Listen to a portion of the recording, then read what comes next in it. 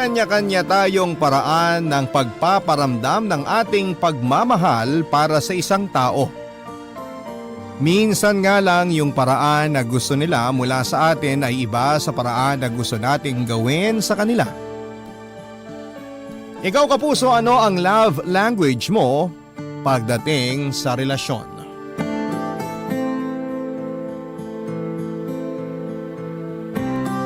Dear Papa Dudut, ang bawat isa ay may kanya-kanyang love language.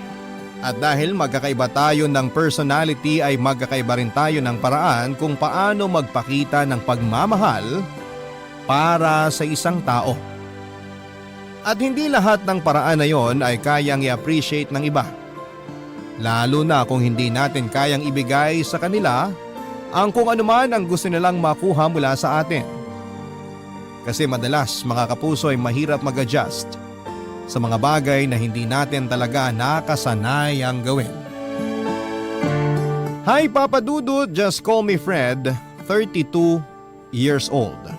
At nagtatrabaho sa isang back office ng mall dito sa Alabang.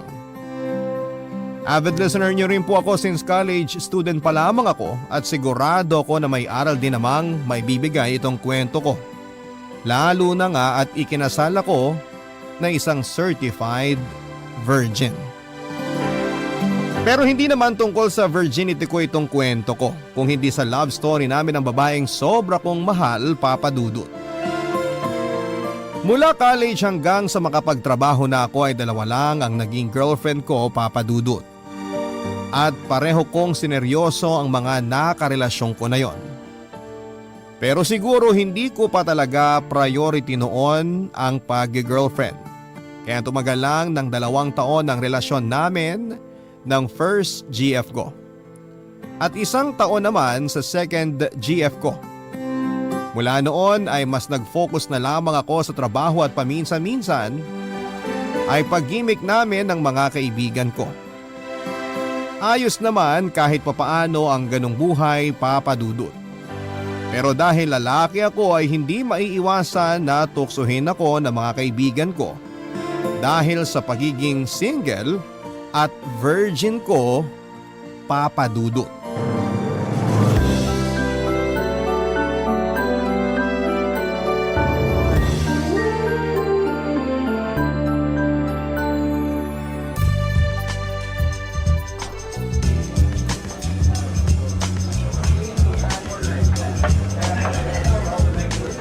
Happy birthday, paring Fred! Cheers! Salamat, Andre. Grabe, ang hihina talaga uminom ng ibang katrabaho natin. At kung kailan naman ako ng libre, tsaka pa sila maaga nagsiuwian. Paano? Mga takot sa misis nila kaya hindi pwede magpakalasing. Kahit wala naman tayong pasok sa trabaho bukas. Ikaw ba pare? Di ka takot sa misis mo? Takot din syempre. Pero dahil wala nga tayong trabaho bukas, ako na lang ang maglalabat maglilinis ng bahay namin para hindi na siya magalit sa akin. Ganun ba yung diskarte para hindi magalit ang mga misis sa pag-gimmick ng mister nila? Depende sa magiging asawa mo. Yung misis ko naman kasi, madali lang lambingin kaya mabilis na nawawala ang init ng ulo niya. Ah, okay. Swerte mo pala sa kanya kung ganun. Maswerte talaga ako kasi pinakasalan ako ng babaeng mahal ko. Ikaw ba, Fred? Kailan mo plano mag-asawa? Kapag nagka-girlfriend na ako. Kailan mo ba plano mag-girlfriend? Nakakatatlong anak na ako, bokya ka pa rin hanggang ngayon. Darating din ako dyan. Hindi naman ako nagmamadali. Hindi ka nga nagmamadali, pero yung Junjun mo, malapit nang pumurol sa sobrang tagal mong humanap ng babae. Grabe ka naman sa akin. Bakit? Totoo naman ah. Di ba nga?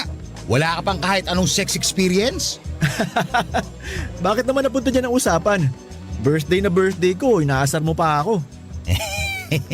Sinasabi ko lang kung ano yung totoo. Ikaw naman kasi, napakapihikan mo sa babae. Oh, hindi ah.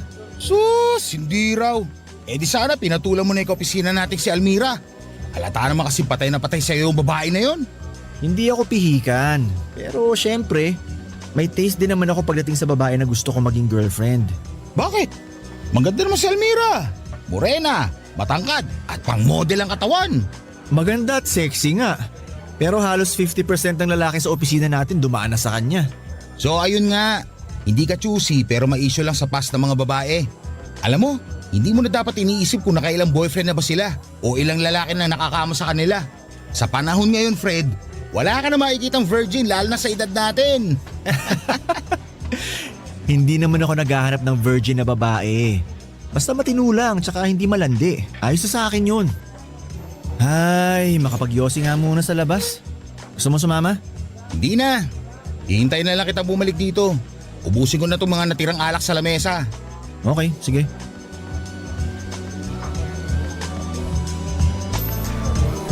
Uy, nako. Sorry. Pasensya na miss. Nagkasabay pa tayo sa pagtulak nitong exit door. Ayos lang. Ay, teka. Buksan ko. Sige miss. Mauna ka na lumabas. Salamat.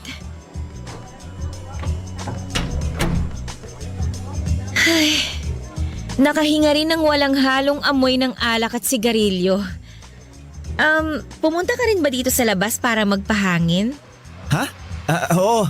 Kasi masyado ng amoy alak at sigarilyo sa loob eh. Talaga?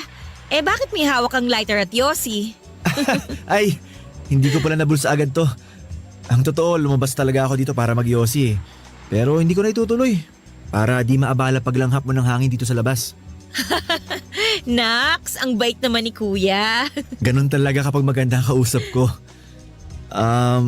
Miss, total naman pinagbigyan kita na makalanghap ng medyo fresh air. Baka pwede mo rin akong pagbigyan na malaman ang pangalan mo. Siyempre naman, pwede. I'm Nova. Ikaw? Ako naman si Fred. Nice to meet you, Nova. Papadudod, sa unang tingin ko pa lamang kay Nova ay aaminin ko na attracted na ako kaagad sa kanya. Sino ba naman kasing hindi ma-attract sa ganda ng itsura niya? Singkitin ang kanyang mga mata, matangos ang ilong, makinis ang kutis at malaki pa ang kanyang hinaharap. Kaya natuwa ko nang hindi niya ipagdamot ang cellphone niya pati na rin ang pangalan niya sa Facebook. At mula noon ay palagi na kaming magkausap, mapa-video call man o text. Nang linggo rin na yon ay niyaya ko nang makipag-date si Nova at pinaunlakan naman niya ako, papadudot. Nasundan ang mga date na yon kaya unti-unti ko pa siyang mas nakilala. Bukod sa pagiging maganda at sexy niya, yung pagiging mahinhin niya ang isa sa mga pinaka nagustuhan ko sa kanya, papadudot. Para siyang hindi makabasag pinggan kapag magkausap kaming dalawa. Lalo na nga nang minsan ko siyang sinama sa isang family gathering namin at nakilala siya ng pamilya ko. Sobrang gusto ko na kagad siya at maging ang mga family members ko kahit na hindi ko pa siya girlfriend noon. Kaya naman tsinaga ko pa ang panliligaw ko kay Nova, papadudot. Inihahatid sundo ko siya sa opisina at bahay nila na hindi naman kalayuan sa place ko. Kilala na rin ako ng mga magulang niya bilang manliligaw niya. At pagkalipas nga ng halos 2 buwan, sinagot na rin niya ako at nagkaroon na kami ng opisyal na relasyon. Sobrang saya ko noon lalo na sa bawat araw na lumipas na girlfriend ko siya. Pakiramdam ko, papadudot, habang tumatagal ang relasyon namin ay mas lalo ko siyang minamahal, papadudot.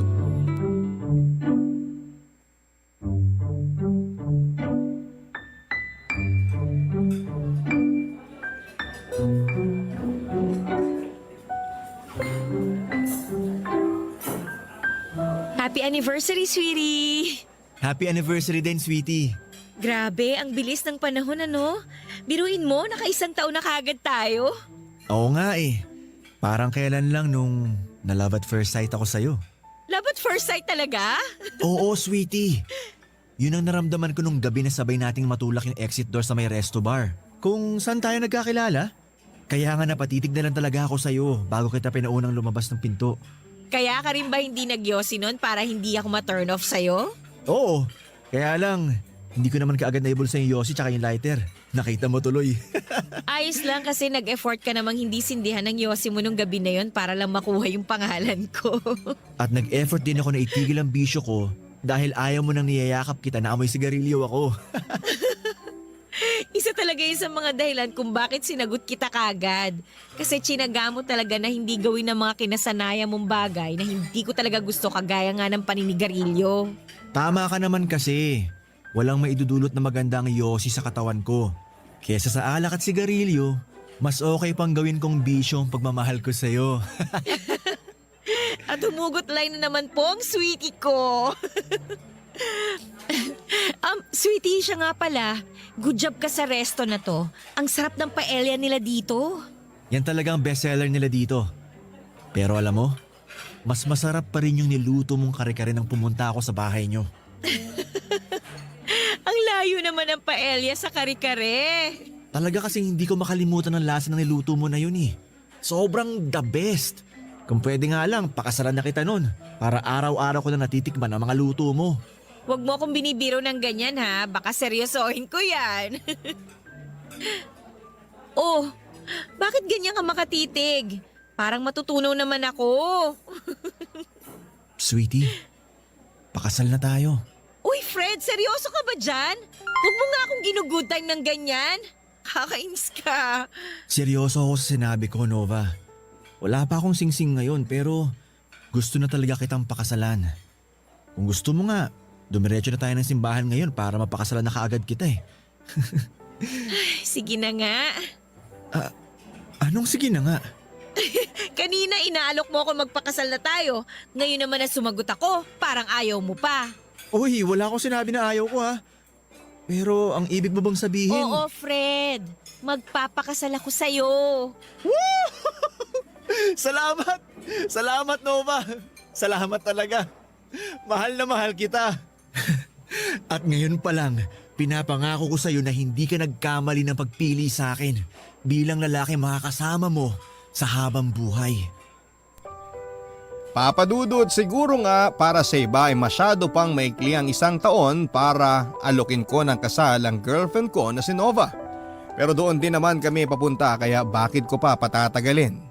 Pareho na kaming nasa tamang edad at may maayos na trabaho.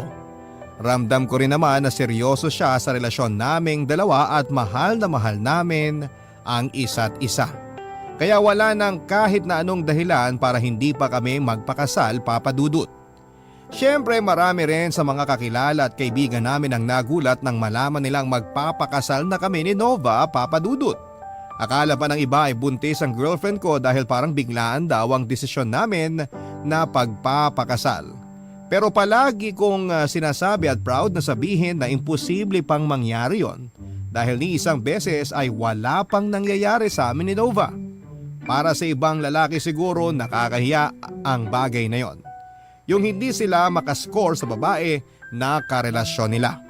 Pero para sa akin kasi naniniwala ako na ang pagtatalik ay dapat na ginagawa pagkatapos ng sagradong kasal ng 2 taong nagmamahalan, Papa Dudut. Papa Dudut, mabilis naming naasikaso ni Nova ang mga papeles at iba pang mga kailangan para sa kasal namin. Ganon talaga siguro kapag porsigido ka na gawin ang isang bagay. Wala ka nang sasayangin na sandali o mga oras, Papa Dudut.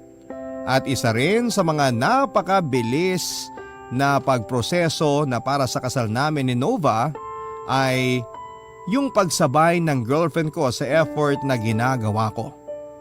Hindi rin kasi madali kapag mag-isa ka lamang na kumikilos. Maraming kailangan na lakarin at kausapin na mga tao. Pareho po naming inasikaso ni Nova ang mga requirements para sa kasal namin. Ang venue ng reception at ang simbahan kung saan ay gaganapin ang napakahalagang seremonya sa buhay namin. Pareho kaming excited na maging opisyal ng mag-asawa at pagkalipas nga ng 3 buwan, natuloy na ang aming pag-iisang dibdib. Simple lamang ang naganap na kasalan, hindi bongga pero kasama naman namin ang mga taong espesyal sa buhay namin ng asawa kong si Nova, Papa Dudut.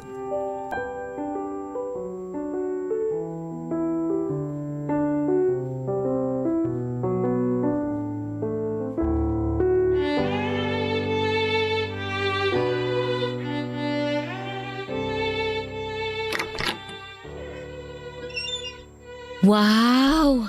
Ang ganda naman itong room na binook ng ate mo dito sa resort para sa honeymoon natin, sweetie. Ako na lang kasi wala pang asawa sa aming apat na magkakapatid, di ba? Kaya binonggahan talaga nila ang regalo para sa honeymoon natin kasi excited sila na magkaroon ka ng sariling pamilya. Oo nga eh. At iba pa yung appliances na niregalo nila para doon sa bahay na titirhan natin. Grabe, sobrang spoiled naman natin sa mga kapatid mo. Sobra talaga. Naalala mo nung pinaalam natin sa kanila ng parents ko na ikakasal na tayo? Halos magpalakpakan sila sa tuwa, di ba? Naalala ko yun. Tapos nagunahan pa sila sa pagkuha ng mga sasagutin nila sa kasal. Ang bait talaga ng pamilya mo, sweetie. Masaya lang sila kasi sa wakas, may misis na ako. Payakap nga ako sa asawa ko. Eto, yayakapin din kita ng sobrang higpit. Matagal na kitang nayayakap pero iba pala talaga kapag asawa mo na yung nakakulong sa mga braso mo. Ang sarap. Excited na nga ako eh. Excited saan? Siyempre, sa unang gabi ng honeymoon natin. Excited na ako mag-enjoy at mapagod. Ako rin excited na. Pero nakakapagod pala talaga ang ikasal, no? Nangawit yung mga paa ko. Tsaka nagutom talaga ako kanina. Bakit ka naman nagutom? Marami namang pagkain dun sa reception natin ah. Oo nga, pero hindi naman ako nakakain ng maayos. Kasi buong araw kinakabahan ako. Ay teka, pagkain mo yung nasa may maliit na lamesa na malapit sa bintana? Oo yata, kasi parang may laman yung mga plato na may takip. Lapitan ko nga sandali. Alisin ko na yung mga nakatakip sa plato. Mga pagkain nga to, sweetie. May fried chicken, pasta, salad, tsaka may wine pa oh. Huwag mong sabihin na uunahin mo pa ang mga pagkain na yan kesa sa akin. Nagugutom na kasi talaga ako. Mamaya ka na kumain. Dito na muna tayo sa kama. Susubo lang ako ng konti dito para magkalaman ng sikmura ko. Ikaw ba? Hindi ka nagugutom? Parang nakita ko na konti lang din ang kinain mo kanina eh. Nagugutom. Pero mas gusto ko na magyakapan muna tayo dito bago kumain. Lika na dito, sweetie. Mamaya na. Uubusin ko lang tong isang hita ng fried chicken dito. Mamaya mo na ubusin yan. Gusto na kitang katabi sa kama. Sandali na lang talaga. Lalagyan ko lang ng laman ng kumakalam na sikmura ko. Nagugutom ka ba talaga? O kinakabahan ka lang? Ha? Ako? Hindi ako kinakabahan ha? Teka. Iinom lang ako ng wine sandali. Woo! Ayan. Ready na ako. At dapat ready ka na rin, misis ko. Ay, ano ba yan, sweetie? Bakit mo naman ako biglang binuhat? Para ipakita sa'yo na hindi ako kinakabahan. At mas lalong excited na rin ako na mayakap at makagat ka, sweetie. Ibababa na kita sa kama. Pakis nga ako. Huwag mo kong halikan dyan sa may tenga ko. Ano ka ba? Hindi. Dito kita sa tenga hahalikan. Malakas ang kiliti Ang ko bango-bango dyan. ng tenga mo, sweetie. Fred! Papadudot, grabe talaga ang kabako ng gabi na yon. Gusto ko na nga sanang daanin sa pagkain ang matinding kaba na nararamdaman ko pero sadyang naging mapilit si Nova kaya pinagbigyan ko na siya. Halos manginig nga ang mga tuhod ko at pati na ang buong katawan ko habang papalapit na kami sa kama. Pero syempre, ayoko namang mapahiya sa misis ko kaya pilit ko yon na hindi pinapahalata. Ewan ko lang kung magaling ba akong umarte na hindi kinakabahan sa unang gabi namin bilang mag-asawa. Basta in-apply ko talaga ang lahat ng ni-research ko sa internet para mapaligaya ang misis ko. Mukha namang nagtagumpay ako na gawin yon, Papadudot, dahil hindi na kami halos nakapaghapunan dahil sa ilang beses na ginawa naming pagroromansahan. Papadudot, doon ko lang nalaman na mas agresibo pala si Nova pagdating doon kumpara sa akin. Kahit pareho kaming walang experience ay halos siya ang trumabaho sa buong magdamag. Mas marami nga rin siyang alam na pwesto, galaw o paraan ng paghalik. Kaya naman enjoy na enjoy talaga ako. Pilit ko namang sinabayan ang energy niya para kahit papaano ay hindi ako mapahiya sa unang gabi namin. Ganon pala talaga sa first time. Lahat nakakakaba. Pero talaga namang napakasarap sa pakiramdam, Papa Dudut.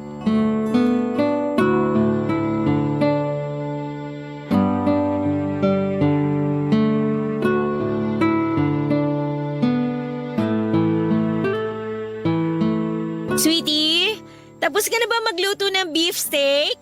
Patapos na, sweetie. Nagugutom ka na ba?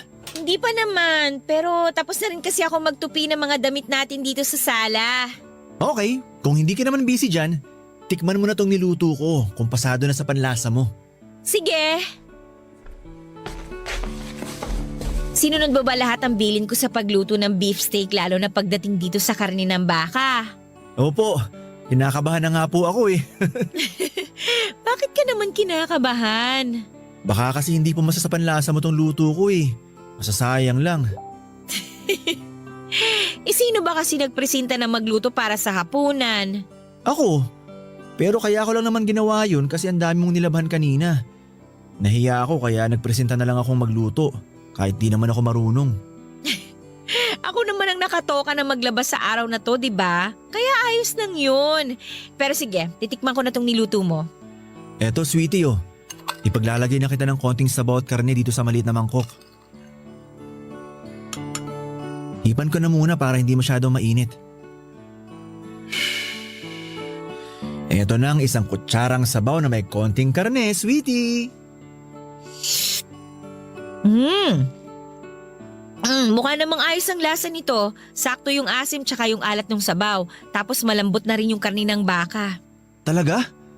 Pasado na ba sa panlasa mo? Oo! Ayos! Akala ko mapapahiya ako sa first beef steak ko eh. Papatiin ko na tong apoy sa kalan para makapaghain na ako. Sweetie, mamaya ka na maghain. Bakit mo ako niyayakap? Teka, amoy pawis na ako. Ayos lang yan. Lika, doon tayo sa may lamesa. Sandali, kukuha lang ako ng mga plato at baso. Mamaya na nga, sweetie. Sumunod ka muna sa akin. Halika, dito tayo sa may lamesa. Oh, hubarin mo na yung t-shirt at shorts mo. Ha? Sumunod ka na lang sa akin. Oo, sige, eto na. Oh, nahubad ko na. Yan. Tapos, humiga ka na dyan sa malapad nating lamesa na wala pang kahit anong nakalagay. Oh, okay. Eto. Nakahiga na ako. Tapos ano nang... Uy! Nova! Anong ginagawa mo?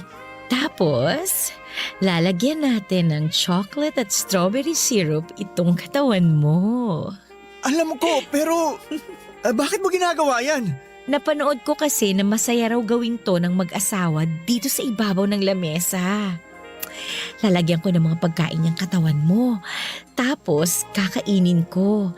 Hanggang sa ikaw naman ang gawin kong pagkain. Pero, ang lakit kasi sa balat. Ayos lang yan. Ganyan daw talaga sa simula eh. Pero mag-e-enjoy ka rin. Kaya hayaan mo lang ako sa gagawin ko sa'yo, sweetie. Papa Dudut, nabanggit ko kanina na mas agresibo si Nova kumpara sa akin pagdating sa pakikipag-romansahan. Pero hindi ko alam na mahilig din pala siyang mag-explore. Marami siyang gustong gawin namin na may kinalaman sa pagsisiping. Minsan pa nga ay nag-play siya ng malaswang video at sasabihan niya ang mga napapanood namin doon. Wala namang kaso sa akin yon, kaya lang may mga oras kasi na naiilang na ako sa gusto niyang mangyari.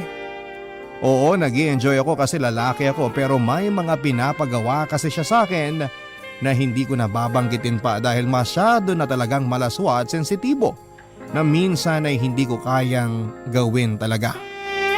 O kung ginagawa ko man ay hindi ko pinapahalata na napipilitan lamang ako dahil ayokong mainis o madismaya sa akin ang asawa ko, Papa Dudut.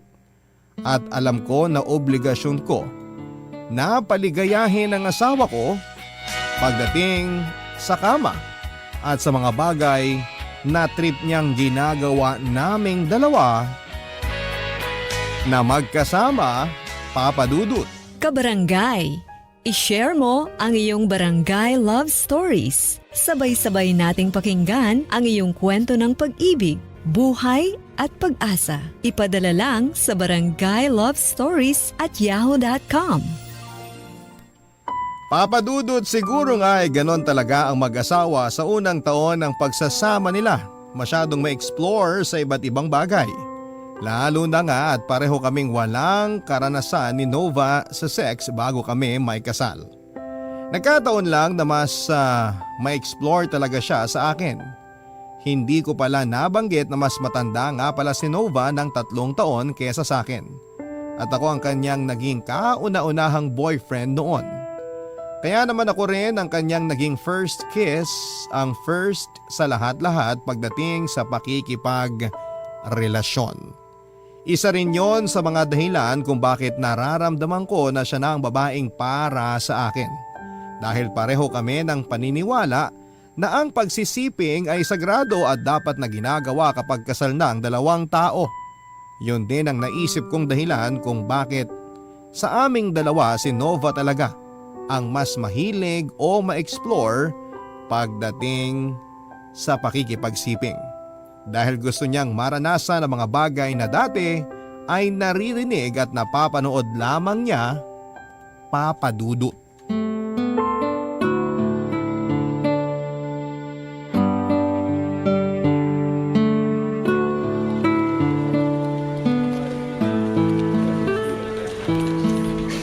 Hello, sweetie?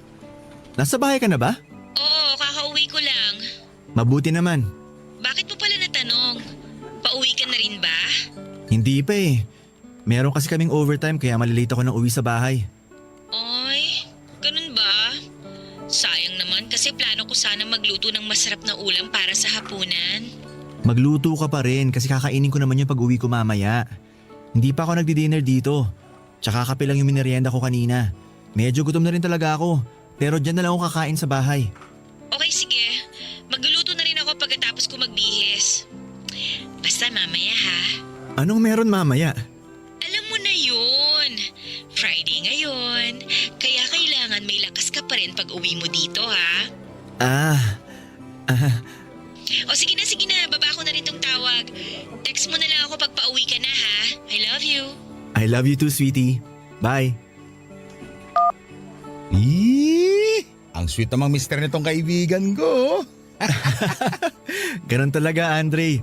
Sabi mo nga, para maiwasan na magtampong misis natin, kailangan lagi silang updated, lalo na sa schedule natin sa trabaho. Mukhang marami ka natutunan sa akin ah. Pero kamusta ba ang buhay may asawa? Nag-e-enjoy ka ba o parang nasasakal ka na kagad? Nasasakal talaga? Oo, yun kasing naririnig ko sa ibang kaibigan kong lalaki na nagpakasal na. Sa laki ng adjustment na nangyari sa buhay nila, para raw silang biglang nasakal sa ginagawa ng misis nila. Grabe naman yung ibang kaibigan mo. Baka hindi pa sila handang magpakasal kaya nasabi nila yon. Pero para sa akin, hindi ako nakakaramdam ng ganyan kasi hindi naman mahigpit si Nova sa akin eh. Kaya lang, nakakapagod din palang maging lalaki, no? Ha? Anong ibig mo sabihin, Fred? Kasi 'di ba?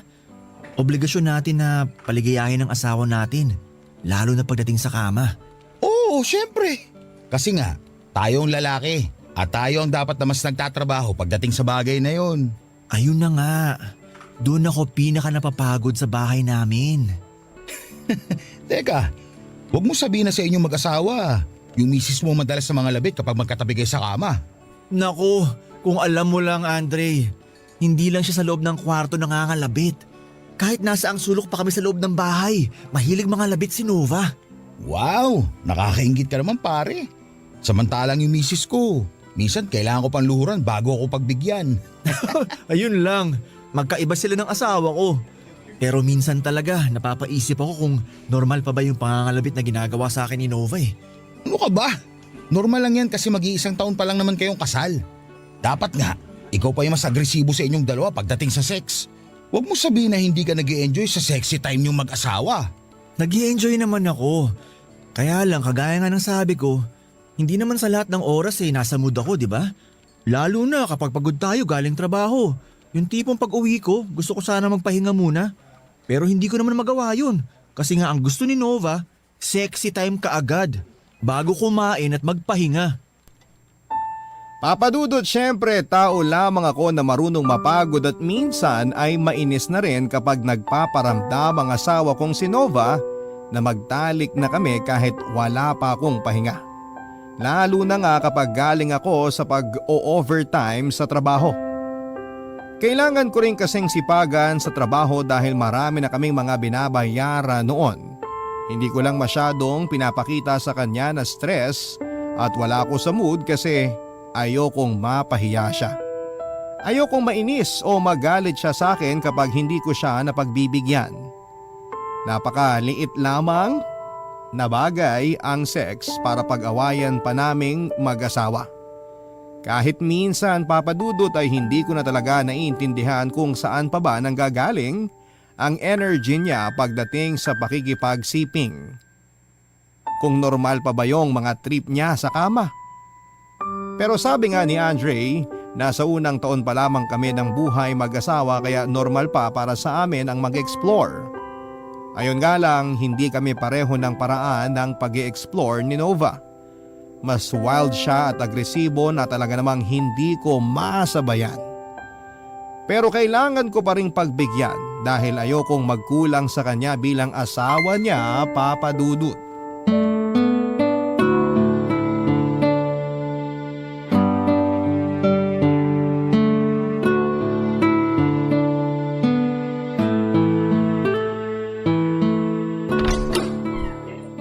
Grabe! Mas nakakapagod yata ang traffic pa uwi dito sa bahay kaysa sa overtime namin kanina. Makaupo nga muna dito sa sofa.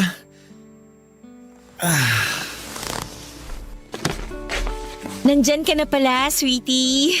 Oo, kararating ko lang. Umupo muna ako dito kasi napagod ako sa biyahe. Nakala ko nga, madaling araw na ako makakauwi. Alam mo naman kapag Friday, maraming nag-uuwian sa kanya-kanyang mga bahay kaya maiipit ka talaga sa traffic. Sa susunod na Friday, magkukommute na lang ako kaysa mag-drive ng kotse. Sayang na yung gasolina ko sa traffic, napagod pa akong mag-drive. Parang ang init naman masyado ng ulo nitong asawa ko. Hubarin ko na nga muna tong sapatos mo para hindi ka na masyadong mainitan. Salamat, sweetie. Hindi ka ba na-traffic sa biyahe mo pa uwi kanina? Hindi naman kasi sakto lang yung paglabas ko sa opisina namin. Wala pang rush hour kaya mabilis lang ang naging biyahe ko. Mabuti ka pa. Kung hindi lang talaga namin kailangan mag-overtime kanina, uuwi na ako kaagad eh. Ay, nagugutom na talaga ako. Nakapagluto ka na ba ng… Huh? Oh, sweetie! Anong ginagawa mo? Ano pa? Di tinatanggal ko na rin tong sintro ng pantalon mo. Teka! Hindi pa ako magpapalit ng pambahay ko. Sino bang may sabi na magpapalit ka na? Tinatanggal ko lang tong sinturon mo para maibaba ko na rin tong pantalon mo. Sweetie, pwede bang mamaya na yan? Gutom na kasi ako. Mamaya na tayo kumain. Nakapagluto ka na naman, di ba? Oo, Baka lumamig pa yung niluto mo kaya kumain na muna tayo. mamaya na nga. Ayan, natanggal ko ng sinturon mo at pati na rin tong butones ng pantalon mo. Ibababa ko na to ha. Sweetie, mamaya na nga yan. Kumakalam ng sikmura ako sa gutom. Tsaka pagod ako sa trabaho. Mawawala ang pagod mo sa gagawin ko na to. Kaya hayaan mo na lang ako dito, sweetie. Ibaba na natin tong pantalon mo para masimulan ko ng gagawin ko sa'yo.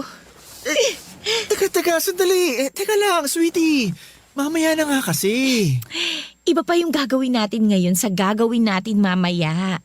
Kaya alisin mo na yung kamay mo sa pantalon mo. Mamaya na nga kasi. Pagod talaga ako. Ayan.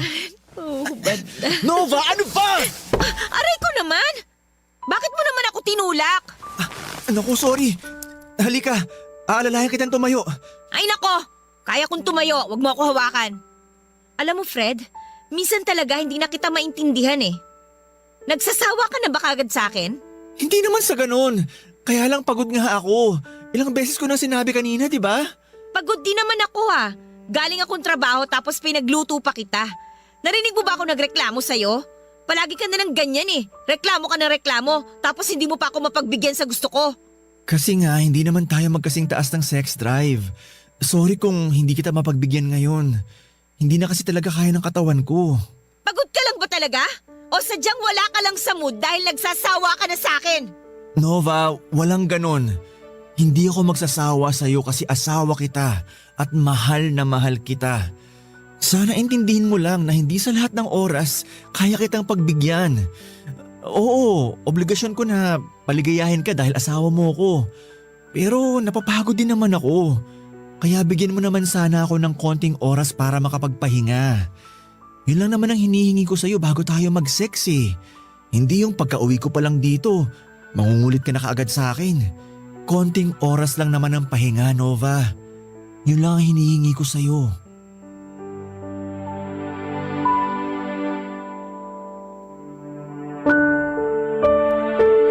Papa Dudut, hindi ko na talaga napigilan ang sarili ko na mainis ng gabi na yon. Napagtaasan ko na ng boses ang asawa kong si Nova kaya nauwi na rin sa pagtatalo ang lahat. Yun pa naman talaga ang iniiwasan ko, yung mag-aaway kaming dalawang mag-asawa. Pero wala naman talagang perpektong relasyon at walang mag-asawang hindi nag-aaway. Siguro din ay nagpatong-patong na ang stress ko sa trabaho at sa mga gastusin namin tapos dinagdagan pa ng pangungulit ni Nova. Kaya tuluyan na akong napuno sa kanya.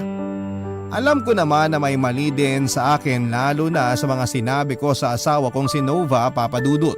Pero kailangan na kasing malaman ni Nova na hindi sa lahat ng oras ay kaya ko siyang pagbigyan sa gusto niya. Hindi po pwede na kada kulbit niya sa akin ay may energy ako para sabayan ang taas ng libido niya pagdating sa pakikipag-romansa. Oo, tungkulin ko bilang asawa ang paligayahin siya. Pero ang tungkulin na yon ay dapat na ginagawa sa tamang oras.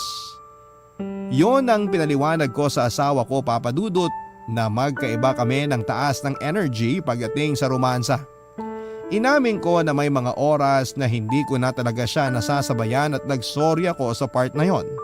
Pero sinabi ko sa kanya na sana ay maintindihan niya ako dahil mas nakaka-stress din talaga ang trabaho ko kumpara sa ginagawa niya sa opisina nila. Papa Dudut, nung una ay naramdaman ko na nagkaroon ng hinanakit sa akin ang asawa ko dahil na rin sa mga nasabi ko sa kanya. Pero hindi ko na pinahaba pa ang oras ng tampuhan namin dalawa at sinuyo ko siya hanggang sa magkabati kami. Doon ko mas pinaliwanag sa kanya kung ano ba talaga ang isyu sa relasyon naming dalawa sa mas mahinaon na paraan.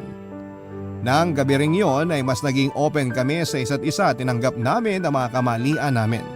Iyon ang naging paraan namin para mas maintindihan ang ugali ng bawat isa. Sa ngayon po, Papa Dudut, ay 4 na taon na kaming kasal ni Nova at may 2 na ring anak na babae. Hindi na namin pinagtatalunan pa ang tungkol sa pagsisiping at natatawa na lamang kami kapag binabalikan namin ang napagkukwentuhan na mga nangyari sa amin mula sa nakaraan. Yon ang buhay mag-asawa namin. Papa Dudut, kasi hindi naman talaga kailangan na gawing issue ang sex pagdating sa buhay mag-asawa. Dito ko na rin po tinatapos ang sulat ko sa inyo. Ang inyo pong forever kapuso at kabarangay, Fred. Barangay Love Stories.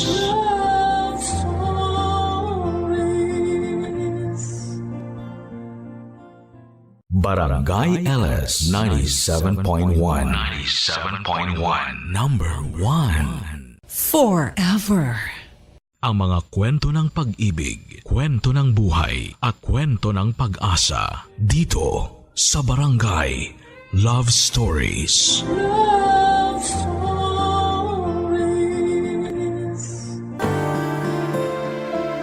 Ang pagmamahal ay hindi palaging may kapalit. Dahil mas mahalaga na minamahal mo ng buo at totoo ang isang tao. Kahit ikaw na lang ang lumalaban. Ikaw kabarangay, kaya mo bang ipagpatuloy ang pagmamahal kahit na ikaw na lang ang naniniwala? Dear Papa Dudut, sa buhay natin ay palaging may isang taong nagbibigay ng kulay at direksyon sa atin.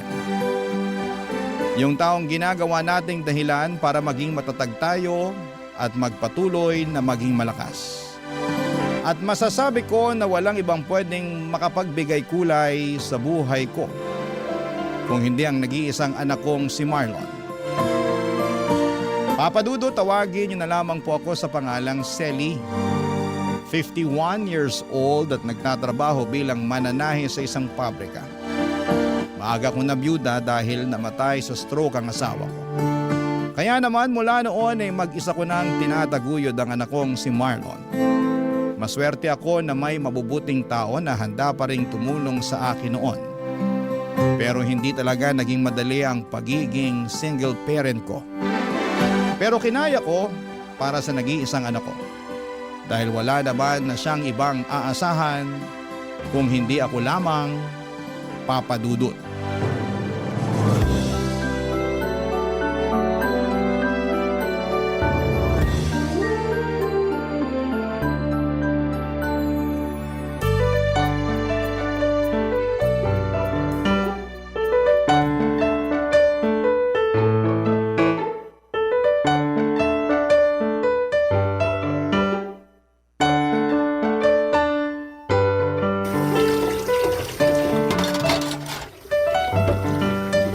Ma, tulungan ko na po kayo sa pagliligpit nyo dyan sa lababo.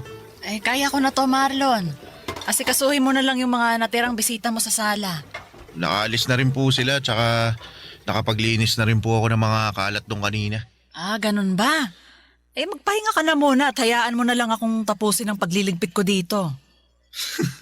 Ma, alam ko po na mas pagod kayo kaysa sa akin. Kaya ako na lang po, hayaan nyo na akong tumulong sa pagliligpit nyo dito. Eh, sige na nga. Punasan mo na lang yung mga bagong banlaw na mga baso at pinggan nang matuyo agad ang mga yan. Ayan lang sa may sabitan ng malinis na pamunas. Sige po, Ma. Ma, thank you po pala sa paghahanda nyo para sa pagtatapos ko ng high school. Wala kang dapat na ipagpasalamat sa akin. Kasi alam mo namang matagal ko na rin plinano to. Ilan buwan pa lang bago ang graduation mo, tinanong na kita kung anong mga pagkain ang gusto mong lutuin ko para sa espesyal na araw na to. Opo. At ang sabi ko po sa inyo noon, ayos lang sa akin kahit hindi na tayo maganda para hindi na kayo mapagod sa pagluluto. At hindi ako pumayag kasi espesyal na araw to para sa ating dalawa. Yung araw na nakapagtapos ka ng high school at natupad mo ang isa sa mga pangarap ko para sa'yo. Ang totoo, Ma, nahiya nga po ako sa inyo eh. Ha? Eh bakit naman? Eh, kasi po wala naman po akong kahit na anong award na nairegalo sa inyo. Sino namang may sabi na kailangan mong magka-award para may mairegalo ka sa akin? Narinig ko lang po yun sa mga kaklase ko na honor students. Na ang regalo daw po nila sa mga magulang nila yung academic awards na natanggap nila sa graduation namin. Eh akin na nga muna yung pamunas at gagamitin ko muna sa mga kamay ko. Sige po, Ma, ito. Alam mo, anak, malaki ang regalo na binigay mo sa akin sa araw na to. Ang regalo na nakapagtapos ka ng pag-aaral mo. Kahit po wala akong natanggap na kahit na anong award kanina. Oo naman. Ay, pahawak nga ako nitong mga kamay mo. Anak, hindi mo kailangan na magkaroon ng kahit na anong award o kahit matataas na grade para mapasaya ako. Mas importante sa akin na alam ko kung paano mo pinagsumikapan ang lahat para matapos mong pag-aaral mo. Salamat po, Ma. Kasi na-appreciate nyo rin po yung effort na ginawa ko para makatapos ng high school. Ay, ako ang dapat na magpasalamat sa'yo, Marlon. Salamat kasi sinuklian mo ang lahat ng ginawa kong pagtatrabaho para sa pag-aaral mo.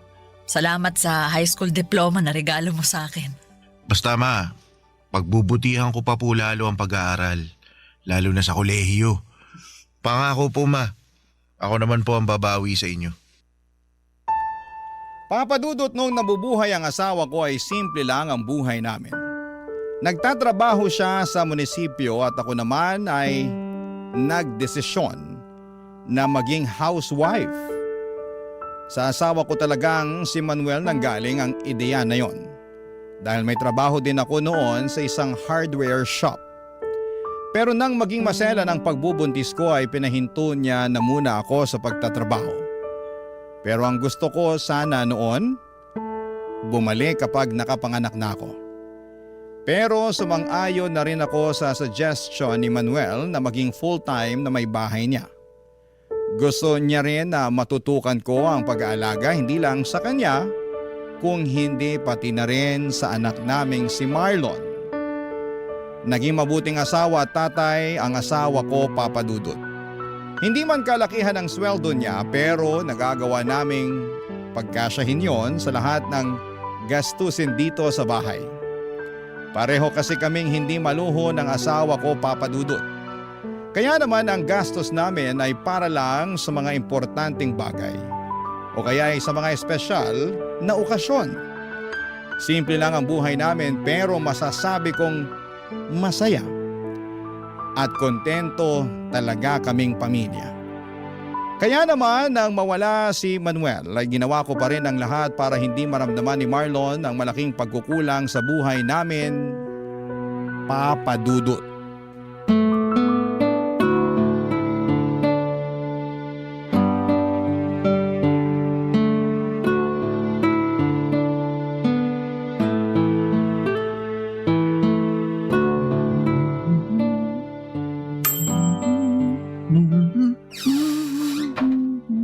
Oh, Marlon, ang aga mo naman yatang nakauwi ngayon. Opo ma, hindi po kasi pumasok yung professor sa last subject kaya yun, canceled yung klase namin. Sakto ang uwi mo. Kasi katatapos ko lang din halos mag-bake. Uy, nag-bake po pala kayo ng paborito kong banana cake. Ayos. Nag-request kasi yung ninang Pia mo para sa birthday ng anak niya. Request din daw ng anak niya kaya hindi na ako nakatanggi na mag-bake para sa kanila. Pwede mo nang kainin yung nasa isang tray dahil yan ang first batch na binake ko. Sige po ma, kukuha na po ako dito ha.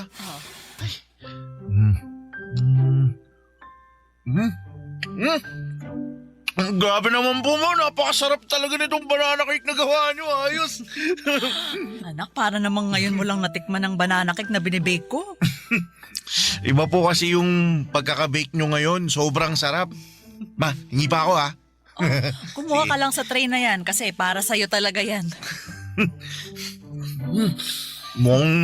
Mauubos ko po yung buong tray na to ma. Kahit ubusin mo pa yan, meron pang extra na tray ng banana cake para sa'yo. Buti na lang at napaaga yung uwi ko ngayon.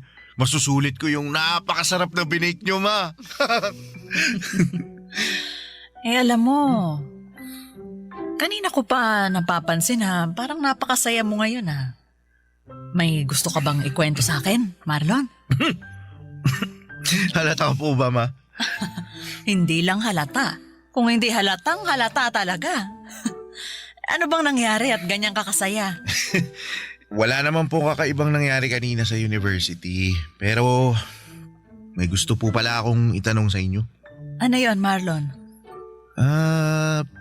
Paano po kayo niligawan ni Papa noon? Seryosong tanong ba talaga yan? Opo, kasi bigla po akong na-curious sa sa love story niyong dalawa. O sige, sasagutin ko na ang tanong mo. Ang papa mo kasi, hindi mahiyain tapos makulit, na parang ikaw. Mahilig siyang magbigay ng mga regalo pero hindi yung mga mamahaling bagay. Kung hindi yung mga simpleng bagay na alam niyang makakapagpasaya sa akin, kagaya ng mga bulaklak na pinipitas niya sa mismong bakuran ng bahay nila, o kaya prutas at gulay mula sa tanim nila, o yung mga pagkain na siya mismo ang nagluto. Ang effort naman po pala ni Papa sa mga regalo niya sa inyo. Oo. Kasi ang sabi niya, gusto niya na lahat ng bagay na ibibigay niya sa akin, totoong pinaghirapan niya. Yun daw kasi ang paraan niya para patunayan na seryoso siya sa panliligaw na ginagawa niya sa akin. Ikaw ba, anak? May napupusuan ka na bang babae na gusto mong ligawan? Po? Ako po? Oo. Ay, ikaw lang naman ang anak ko at nag-iisang kausap ko ngayon dito sa kusina. Sino ba yung babaeng nagugustuhan mo? Ano po eh, Kaklase mo ba yan? hindi po, pero estudyante rin po siya sa university na malapit sa amin. Giselle po yung pangalan niya, ma. Ganda siya. Mabait.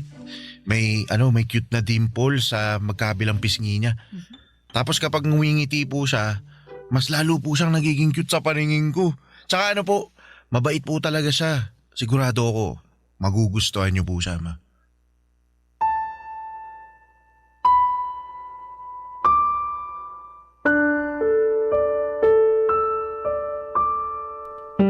Papadudot masasabi kong maswerte ako sa anak kong si Marlon.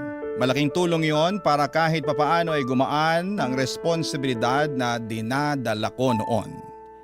Kasi masipag siyang mag-aral at matyaga sa mga bagay na ginagawa niya. Wala man siyang academic awards na naiuuwi sa bahay o naipapakita sa akin. Sapat na yung alam kong hindi niya pinapabayaan ang pag-aaral niya. Yun naman ang importante para sa akin. Yung nagiging responsable siya sa ginagawa niya. Bukod sa pag-aaral ay mahilig din siyang mag-basketball. Yun na halos ang pinakalibangan niya noon. May mga oras pa nga na dinadala niya sa bahay ang mga kaibigan niya at tuwang-tuwa ang mga ito kapag nagluluto ako ng pagkain lalo na kapag nag-bake ako ng banana cake. Hobby ko na rin kasi ang pagbe-bake noon kapag may libreng oras ako. At ang banana cake na binibake ko ang pinaka-paborito ni Marlon. Sinabi pa nga ng mga kaibigan niya na dapat daw ay nagbe-business ako ng pagbebenta ng banana cake. Pero hobby ko lang talaga yon, Papa Dudut, kaya hindi yon pumapasok sa isipan ko. Barangay Love Stories. Barangay Love Stories.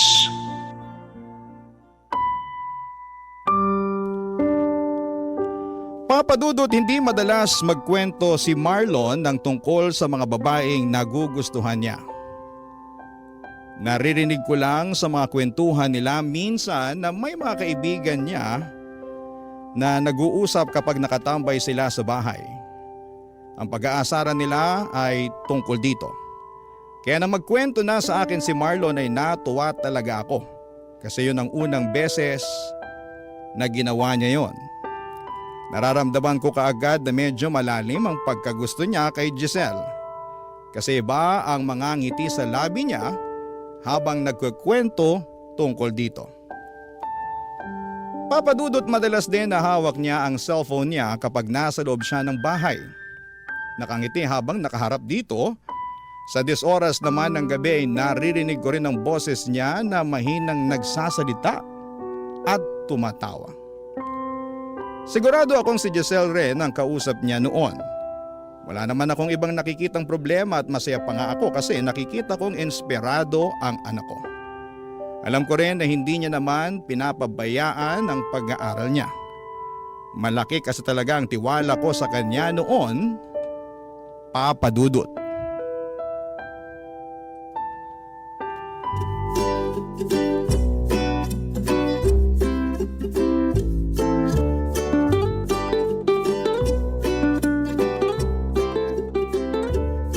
Anong masasabi mo sa sinigang na hipon na luto ni Mama?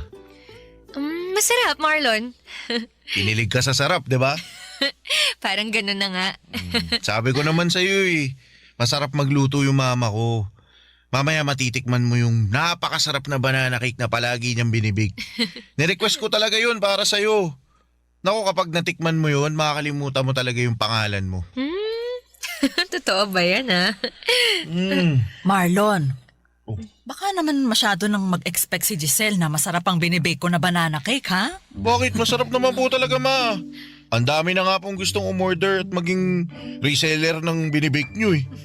Kayo na lang po talaga yung tumatanggi sa kanila. Alam mo naman na hobby ko lang ang pagbibake na ginagawa ko, Marlon. Pareho po kayo ng mommy ko, tita. Mahilig din po siyang mag-bake.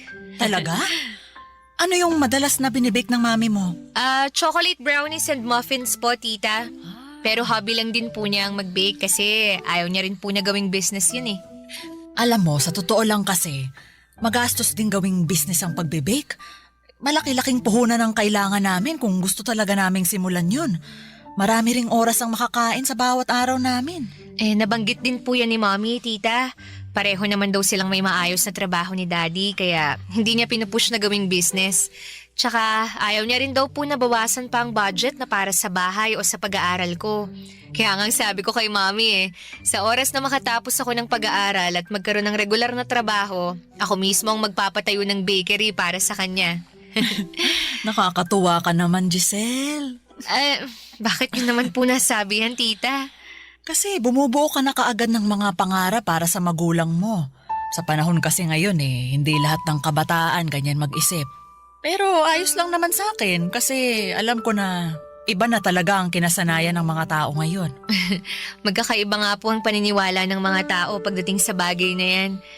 Basta para sa akin po, obligasyon pa rin naming mga anak na suklian lahat ng naging sakripisyo ng mga magulang namin. Sana dumami pa ang mga anak na kagaya mo. Kasi hindi lahat ng magulang nagkaroon ng oras na makapag-ipon para sa sarili nila. Yung iba, binuhos ang oras at buhay nila sa mga anak nila. Pero para sa akin naman, hindi ko naman inoobliga si Marlon na tulungan ako sa oras na makatapos na siya ng pag-aaral niya. Pero sinabi ko rin naman po sa inyo na gusto ko rin makabawi sa inyo, ma. Nakwento rin po ni Marlon sa akin yung mga pangarap niya para sa inyo, tita. Talaga? Ano naman ang nakwento ng anak ko sa'yo na tungkol doon? Yung plano niyang pagbili ng malaking bahay para sa inyo, pagpapalago ng negosyo niyo, tsaka pagkuha ng sasakyan, para kayo naman po ang maihahatid at sundo niya. Ay naku, nakakatuwa talagang marinig yan mula sa inyo ng mga kabataan. Siguro, para sa akin lang ayoko naman na itali ng mga anak ang buhay nila sa pagtulong sa mga magulang na kagaya ko. Kayo ang responsibilidad namin hanggang sa tumanda na kayo at magkaroon ng sariling mga buhay. At kahit anong mangyari, responsibilidad naming mga magulang ang sarili namin.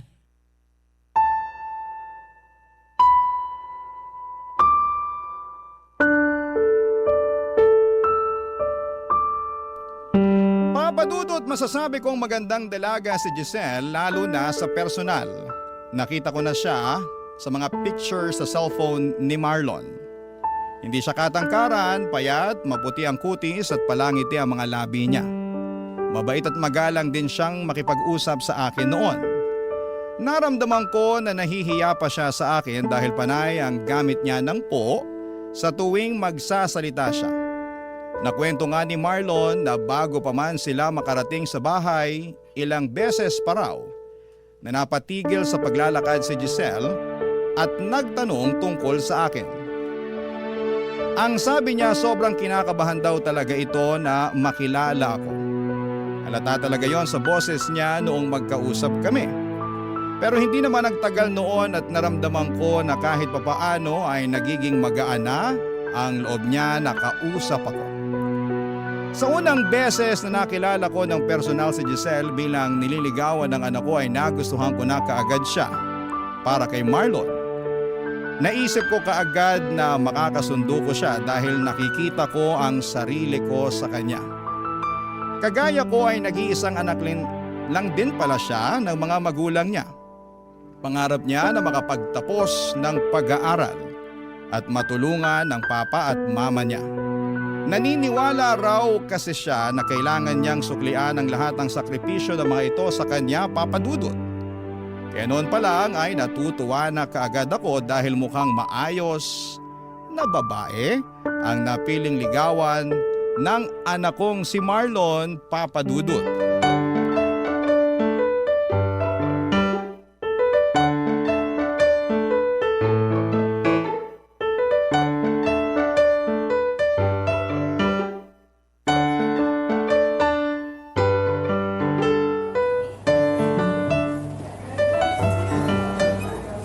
Giselle, mabuti naman nandito ka pa sa kantin. Patapos ka na bang kumain? Ay, hindi pa, Pia. Halos kakasimula ko lang din mag-lunch. Ay, naku sakto, may kasabay pala akong kumain. Oh, nagbabaon ka pa rin pala ng pagkain mo. Oo, mas tipid eh. Ayan din ang nasa isip ko, kaya palagi rin akong may baon para sa lunch break natin. Maiba ako, no? Kumusta na nga pala yung inaanak ko? Ayun, sa awa ng Diyos, lumalaking mabuti at magalang na anak. Ay, hindi ka ba niya binibigyan ng sakit sa ulo? Naku, hindi. Kagaya ng sabi ko, mabait talaga si Marlon. Masipag mag-aral, saka may nililigawan na ngayon. Ay, talaga? Ay, mabuti ayos lang sa'yo na nanliligaw na yung anak mo. Oo naman. Wala naman akong nakikita na masama sa ginagawa niya, Pia. Binata naman si Marlon at dalagang nililigawan niya. Alam mo kasi, iba na rin ang mga kabataan ngayon. Baka lang makabuntis na maaga yung inaanak ko. Naku, may kilala ko ang anak ko at alam ko na responsable siya sa bawat bagay na ginagawa niya. Nakilala ko na nga rin yung nililigawan niya eh. Talaga? Oo. Paminsan-minsan dumadalaw din sa bahay. Nako mabait naman ba? Oo. Mabait saka magalang. Gusto ko na nga ang batang yun para sa anak ko eh. Pero ang sabi ni Marlon, hindi niya minamadali si Giselle. Maghihintay siya na maging handa na si Giselle na sagutin siya.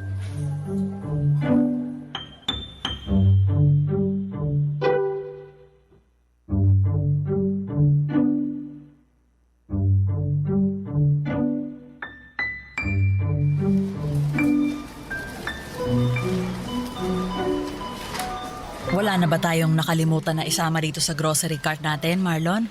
Mukhang wala na pong kulang, ma. Nandito na po lahat ng nasa listahan na pinakita nyo kanina. Mabuti naman. Pumwesto na tayo doon sa may pinakamaikling pila na cashier para makapagbayad na tayo. Sige, ma. Tara po.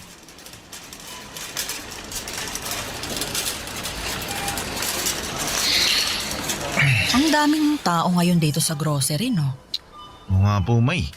Mabuti na lang sinamahan mo ko at nagawa kong tapusin agad ang pag-grocery ko. Hindi rin naman po ako busy ngayon. Wala ba kayong lakad ni Giselle? Wala po, ma.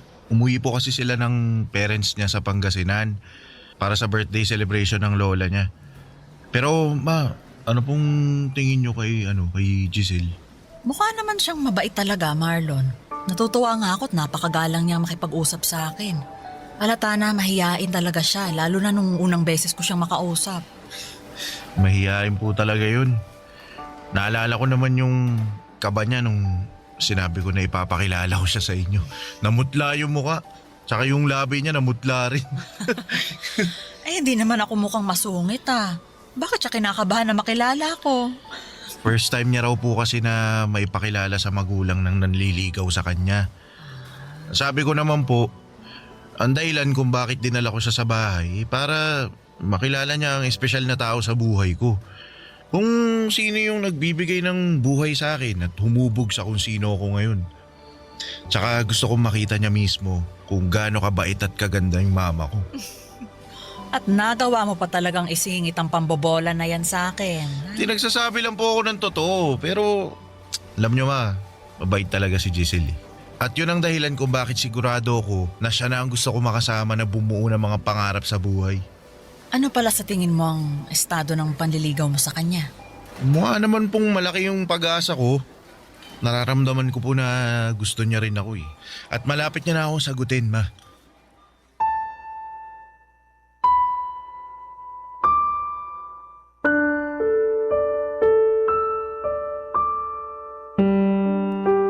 Papadudot kagaya ng sinabi ko kanina. Yun ang unang pagkakataon na may naikwento sa akin si Marlon na tungkol sa babaeng nagugustuhan niya. Natuwa ako dahil mas nagiging open na siya sa akin tungkol sa personal na buhay niya. Kahit malapit kami sa isa't isa ay hindi naman kasi namin na pag-uusapan ang tungkol sa bagay na yon. Naisip ko pa nga na kung nabubuhay ang asawa kong si Manuel ay baka mas makapagkwento pa sa kanya si Marlon. Pero nang magsimula na nga siyang magkwento sa akin ay iba ang saya na nararamdaman ko. Para bang mas naging close pa kami, lalo na nang magkwento pa siya ng ibang mga bagay tungkol kay Giselle. Ang saya lang makinig sa mga kwento niya at makita siyang inspirado dahil po sa isang tao. Halos hindi nawawala ang ngiti sa mga labi niya, lalo na kapag hawak niya ang cellphone niya, lalo na kapag kausap niya doon si Giselle, Papa Dudut. Barangay Love Stories. Barangay Love Stories. Papa Dudut, masasabi ko na nagmana si Marlon sa asawa kong si Manuel pagdating sa kung papaano sila magmahal ng isang babae. Kagaya ni Manuel ay nakita ko noon na palaging gusto ni Marlon na kausap si Giselle, mapa-text o tawag man. Ganon din kasi si Manuel sa akin noon, Papa Dudut, dahil hindi pa uso ang cellphone noong panahon namin. Madalas akong tinatawagan ni Manuel sa telepono ng bahay namin at madalas din siyang dumadalaw noon sa bahay namin, lalo na noong nililigawan niya pa lamang ako. Kaya naman ayos lang sa akin sa tuwing magpapaalam si Marlon na aalis ng bahay o malilate na ang uwi dahil pupuntahan niya si Giselle sa bahay nila. At sa tuwing magkukwento si Marlon ang tungkol sa panliligaw na ginagawa niya kay Giselle, nakikita ko ang kakaibang kislap at saya sa mga mata niya. Bagay na nagbibigay din ng saya sa akin kasi ramdam ko noon kung gaano niya kamahal si Giselle, Papa Dudut.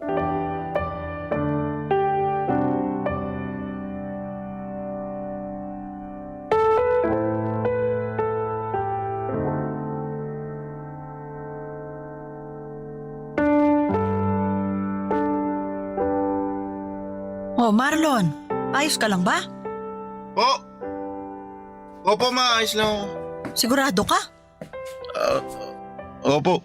Eh bakit parang ibang boses mo kanina? Nagbubukas pa lang nitong pinto, naririnig na kitang halos nanggigigil dyan sa cellphone mo. May problema ba, anak? Sinabi ko na nga wala akong problema, di ba? Ano po ba mahirap intindihin sa sinabi ko? Ayos lang po ako kaya hindi nyo na kailangan paulit-ulit na tanungin. At hindi mo rin kailangan na magtaas ng boses habang kausap mo ko, Marlon. Pasensya na po, ma. Ayos lang. Ano ba kasing problema? Sino ba yung parang paulit-ulit na tinatawagan mo? Wala po, ma. Yung kaklase ko lang po yung tinatawagan ko kasi may kailangan ako itanong tungkol sa research paper namin eh. Sige po, papasok na muna ako sa kwarto kasi may gagawin pa ako eh.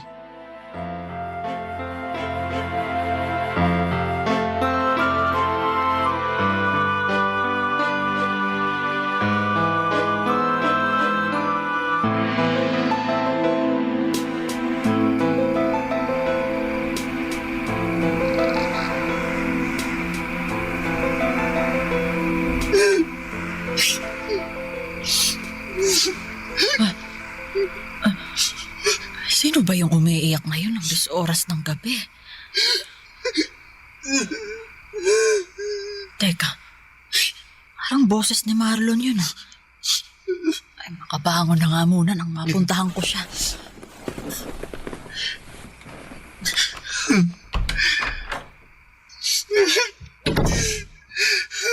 Ginawa ko naman lahat.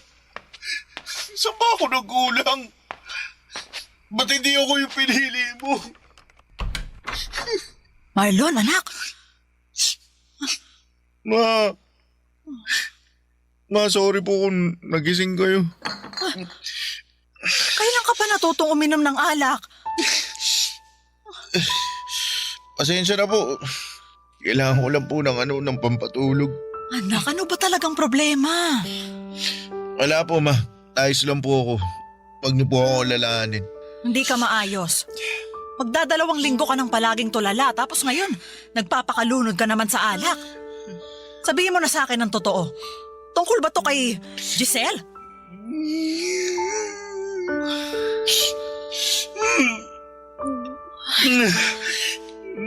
Nag-away ba kayo ni Giselle? May hindi ba kayo naging pagkakaunawaan? Ano ba talagang nangyari, Marlon? Kinausap ko po kasi si Giselle. Sabi niya, humito na raw po ako sa ginagawa kong panliligaw sa kanya. Baka naman kasi Gusto lang niya na mas makapag-focus muna sa pag-aaral niya, kaya niya sinabi yun. Ma, hindi po kasi yun yung dahilan kung bakit niya ako pinahinto sa panliligaw ko sa kanya. Ano bang naging dahilan niya? Sabi niya po kasi, sabi niya may boyfriend na raw po siya. May mahal na siyang iba kaya wag ko na raw sayangin yung oras ko sa kanya. Ma, ba't naman ganun? Ginawa ko naman lahat eh. Ginawa ko lahat para patunayan yung pagmamahal ko sa kanya pero bakit hindi po ako pinili niya? Bakit ako po yung naiwan? Anak, si Giselle lang ang makakasagot sa mga tanong mo, ha? Alam kong mahirap pero sa ngayon, kailangan mong magpakatatag. Hindi lang naman si Giselle ang babaeng pwede mong mahalin. Bata ka pa, Marlon. Marami pang pwedeng mangyari sa buhay mo. Pero si Giselle po kasi yung gusto ko eh. Siya po yung mahal ko. Wala po ibang pwedeng mahalin kundi siya lang. Ma, siya lang po. Mahal ko si Giselle eh. Mahal na mahal ko po siya. Mahal na mahal.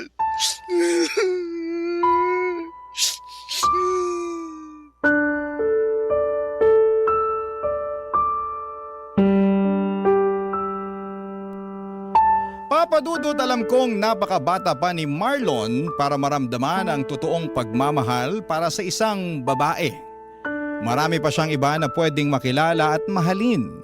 Pero sa totoo lang, umasa na rin ako noon na sanay si Giselle na rin ang makatuluyan niya sa hinaharap. Dahil sa ilang beses na dumalaw ito sa bahay, nakita ko kung gaano siya kabait at kagalang. Kaya pati ako ay nalungkot nang malaman ko na hindi niya kayang suklian ang pagmamahal ng anak ko. Na may iba na siyang minamahal kaya pinatigil na niya si Marlon sa panliligaw sa kanya. Nang mga sumunod pang araw noon ay nakita ko ang tila pagbagsak ng mundo ni Marlon. Palagi siyang walang ganang kumain, tulala sa sala kapag uuwi galing sa trabaho, at ang pinakamasakit yung naririnig ko siyang umiiyak gabi-gabi sa kwarto niya. Nadudurog talaga ang puso ko sa nakikita kong pagbagsak niya. At ginawa ko po ang lahat para maiparamdam sa kanya na lilipas din ang lahat ng sakit na nararamdaman niya. Na hindi lang kay Giselle titigil ang mundo niya, na magagawa niyang makausad kahit paunti-unti. Kaya lang ay bago pa man niya magawa yun ay tila sumuko na mismo ang katawan niya. Dahil isang umaga ay hindi na lamang siya nagising. Papadudot.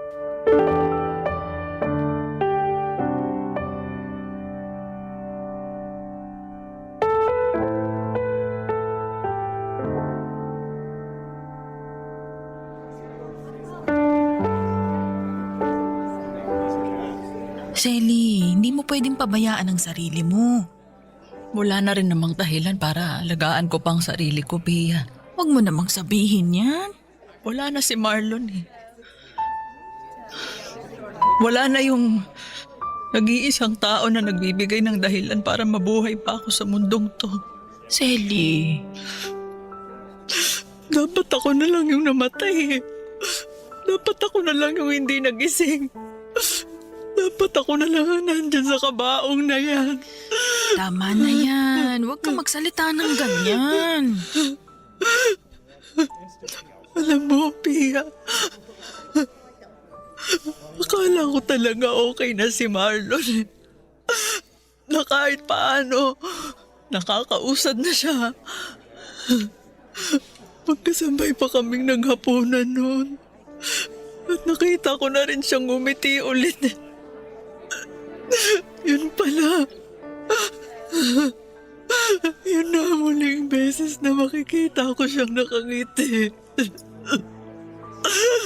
Pia, napakabata pa ng anak ko. Napakabata pa niya para mamatay. May dahilan kung bakit maaga siyang kinuha ng Diyos. Isipin na lang natin na hindi niya na mararanasan pa yung ibang paghihirap sa mundong ito. Selly, lakasan mo lang loob mo, ha? Kailangan mas lalo kang magpakatatag ngayon. Tita Selly, Giselle, anong ginagawa mo dito? nakikiramay po ako. Ikaw? Nakikiramay? Ang lakas naman talaga ng loob mong pumunta talaga dito sa burol ng anak ko. Selly, humilahon ka. Paano ko hihinahon kung nasa harapan ko ang dahilan kung bakit namatay ang anak ko? Tita, wala po akong kasalanan. Wala! Sigurado ka? Kung hindi mo pinaasa ang anak ko, hindi siya masasaktan ng sobra. Hindi ko po pinaasa si Marlon. Kung hindi mo siya pinaasa, sana hindi ka na lang pumayag na ligawan ka niya. O sana, hindi mo na lang pinatagal ang panliligaw niya sa'yo. Giselle, alam ko namang hindi mo obligasyon na mahalin ang anak ko. Hindi mo obligasyon na suklian ang pagmamahal niya sa'yo, pero sana, hindi mo na lang siya pinaasa. Sana hindi mo na lang sinayang ang pagmamahal niya sa'yo. Kaya umalis ka na dito! Umalis ka na! Selly, huwag mong itulak si Umalis ka na dito! Selly! Sandali lang po. Gusto ko lang pong makita si Marlon kahit saglit lang. Wala kang karapatang makita siya dahil ikaw ang dahilan kung bakit nandyan sa sakabaong na yan! Umalis ka! Umalis ka Tita, na! sorry po. Hindi ko po gusto na mangyari sa kanya to. Hindi ko po gusto mawala si Marlon. Sorry po, Tita. At hindi na rin umubuhay ng mga sorry mo si Marlon! Selly, tama na. Huminahon ka na. Umalis ka na dito, Giselle! At ayoko nang makita yung pagmumukha mo kahit kailan! Naging mabait sa'yo si Marlon. Wala siyang ibang ginawa kung hindi ang mahalin ka. Pero sinaktan mo lang siya. At ikaw ang dahilan kung bakit siya namatay. Ikaw ang pumatay sa anak ko, Giselle. Kaya umalis ka na bago pa kita kalad ka rin palabas ng pamamahay ko. Umalis ka na!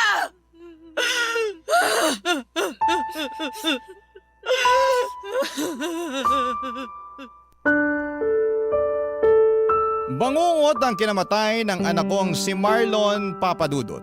Pero pakiramdam ko ako ang habang buhay na nabubuhay noon sa isang bangungot. At kung pwede lang ay magising na ako sa bangungot na yon.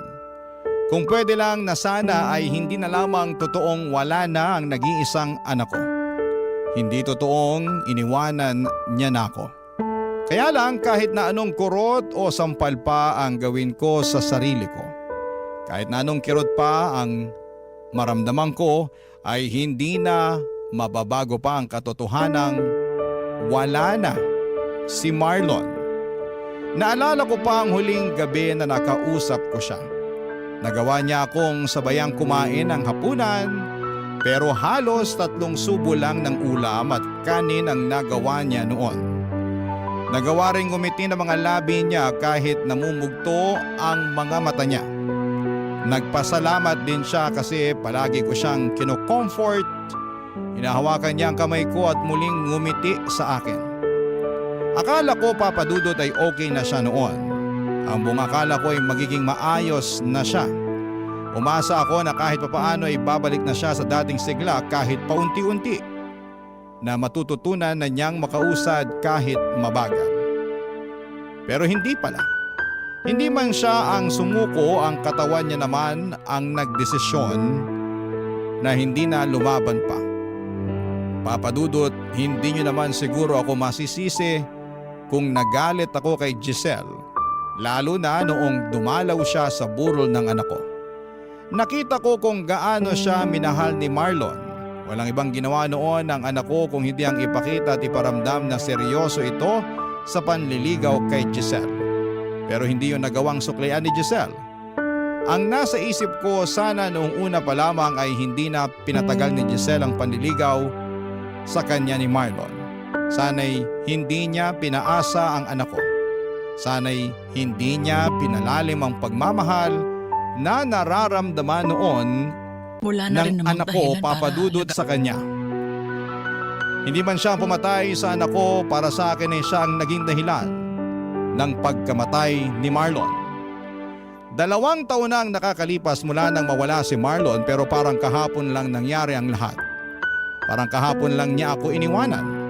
At umaasa ako na sa paghilom ng sugat ng puso ko, Papa Dudut, dahil sa pagkawala niya, ay maghilom din ang galit na nararamdaman ko para kay Giselle. Dahil alam ko na hindi rin gugustuhin ng anak ko na patagalin ang nararamdaman kong galit para sa babaeng sobra niyang minahal.